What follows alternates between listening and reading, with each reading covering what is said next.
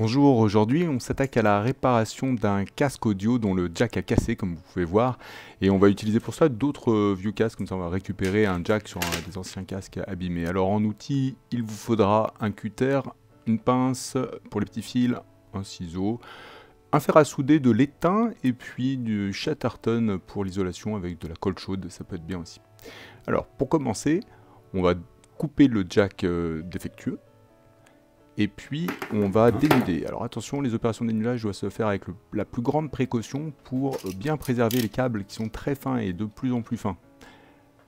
Voilà. Donc je vous passe le détail du dénudage.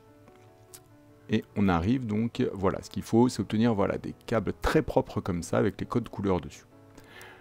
On va faire brûler la partie de la petite gaine en couleur comme ça, qui est un isolant qui va nous poser des problèmes après. Donc un petit bout de scotch pour préserver 3-4 mm de code couleur.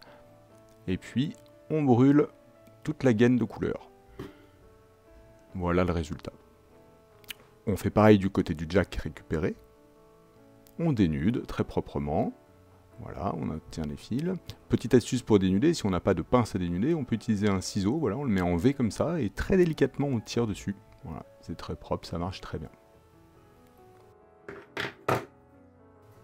Alors, un petit point de nomenclature maintenant. TRS, c'est la technologie des jack 3 points. Donc, Tip Ring Sleeve pour pointe, anneau et manchon. Les trois parties du jack. Le ring, qui peut être analogue à right, alimente effectivement l'écouteur de droite. Tandis que le S-sleeve, qui est traduisible par manchon en français comme la masse, et c'est bel et bien la partie qui va être reliée à la masse, et donc la dernière partie, la pointe, elle, est reliée à l'écouteur de gauche. Comme je ne connais pas les couleurs, la nomenclature des couleurs de fil de mon jack, je vais les déterminer à l'aide d'un ohmmètre en faisant des mesures directement sur les fils. On va commencer par déterminer le fil qui est à la masse en positionnant le connecteur sur la partie sleeve, la première partie du jack, et sur le fil en cuivre, car souvent c'est celui-ci qui est à la masse. Donc voilà, on positionne les deux, et on voit qu'on a une mesure de résistance, donc c'est parfait, c'est bien celui-là. Brancher à l'écouteur de droite, donc on va s'appuyer sur l'anneau, la partie anneau, la partie ring du jack, et on va tester les autres. Alors, allez, je vais faire une erreur pour commencer, c'est-à-dire que je vais me mettre sur le fil rouge. J'avoue que je connais un peu le résultat. Donc voilà, pas de mesure. Maintenant, je vais aller sur le fil droit, et qu'est-ce que vous voyez? Effectivement, il y a une mesure, donc on a une résistance. Et dans la foulée, donc, on va mesurer depuis la pointe vers le câble rouge, et effectivement c'est bien le câble rouge, il y a une résistance, c'est bien le câble rouge qui alimente donc l'écouteur gauche. Voilà, donc sur le schéma on peut bien voir que le rouge alimente bel et bien la gauche, le blanc la droite et le cuivre la masse. Et maintenant donc on va s'occuper des casques, des fils qui proviennent du casque. On va repérer les couleurs physiquement en suivant le fil jusqu'au bout. Et donc là, j'ai pu voir dans mon cas que le vert et le bleu alimentaient l'écouteur de gauche et le rouge et le cuivre alimentaient celui de droite. Voilà, et tant qu'on y est, qu'on a le ohmmètre à disposition, on va faire une mesure aux bornes des deux câbles qui sortent des écouteurs pour vérifier que les câbles ne soient pas sectionnés à un endroit sur la longueur. Donc voilà, j'ai de la résistance sur l'un. Et puis je vais le faire sur l'autre. Voilà, on a également de la résistance sur l'autre. Voilà. On passe donc à la phase de raccordement. Alors je me suis fait un petit montage, voilà, pour faciliter la vie. Donc le jack d'un côté, voilà, scotché sur un petit morceau de bois. Et puis le casque de l'autre côté.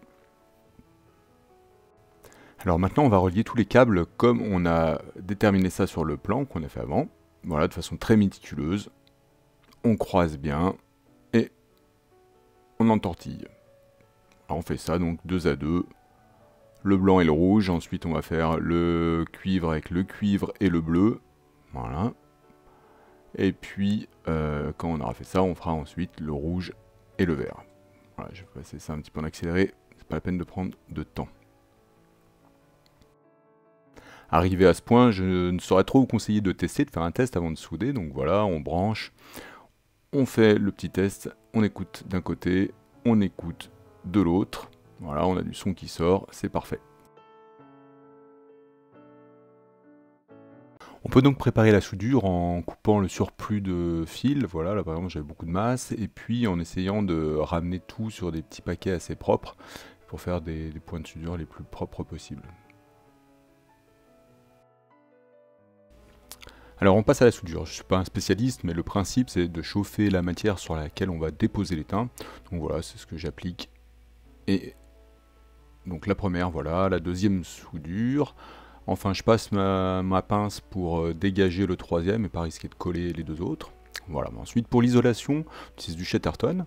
Et puis, si on a un pistolet à colle, ça peut être pratique aussi de mettre un petit peu de colle comme ça qui va séparer les câbles. Ce sera esthétiquement, ça fera un petit bourrelet, mais c'est au moins très sûr au niveau de l'isolation.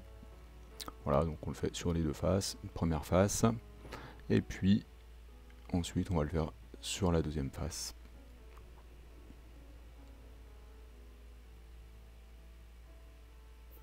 Ceci étant fait, on peut finaliser avec un peu de Chatterton autour pour rendre le tout un peu plus esthétique.